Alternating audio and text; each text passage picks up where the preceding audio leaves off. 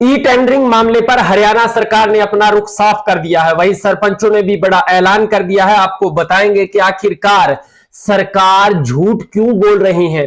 देवेंद्र बबली ने जो आज सरपंचों को लेकर के बयान दिया है, उसके आधार पर कहा जा सकता है कि सरकार ने अपनी मंशा साफ कर दी है। सरपंचों को जो करना है वो कर सकते हैं, यानी कि सरपंचों की मांग को सरकार ने सिरे से नकार दिया है। देर रात जो सीएम मनोहर लाल खट्टर ने प्रेस कॉन्फ्रेंस में कहा था कि ज्यादातर मांगों पर सहमति बन गई है, अब सुबह केवल 10 मिनट के लिए एक बार बैठना है और उसके बाद बात फाइनल हो जाएगी।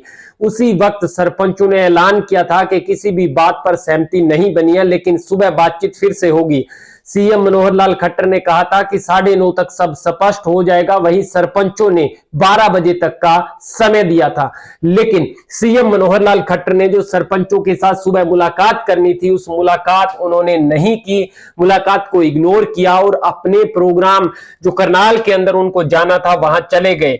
सरपंच इंतजार करते रहे, लेकिन कोई भी वार्ता के लिए नहीं पहुंचा। यानी सरपंचों को सरकार की तरफ से अब इनडायरेक्ट रूप से संदेश भेज दिया गया है कि आपको जो करना है कर सकते हैं, लेकिन सरकार अब झुकने के लिए तैयार नहीं है।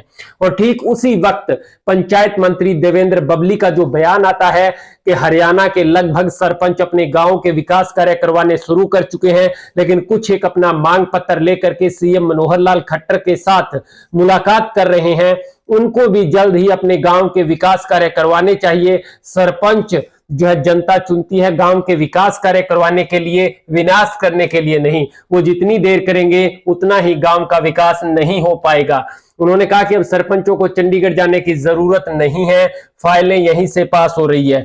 दरअसल जो मुद्दा है, जिस बात का जिक्र हम करना चाहते हैं कि अब सरकार और सरपंचों के बीच जो सहमति नहीं बन पाई है, बीच का रास्ता नहीं निकल पाया है।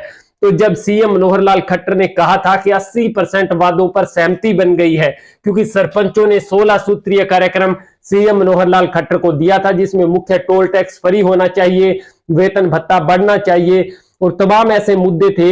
यदि वो भी मान लिए गए तो फिर 80% वादे कौन से मांगे गए थे, और जो माने गए थे फिर सुबह बातचीत क्यों नहीं करके जाते हैं सीएम मनोहर लाल खट्टर। शायद सीएम मनोहर लाल खट्टर मीडिया के जरिए हरियाणा की जनता में यह संदेश देना चाहते थे कि सरकार उनकी मांगों को मान चुकी है, बावजूद इसके सरपंच जो है ज्यादती कर रहे हैं।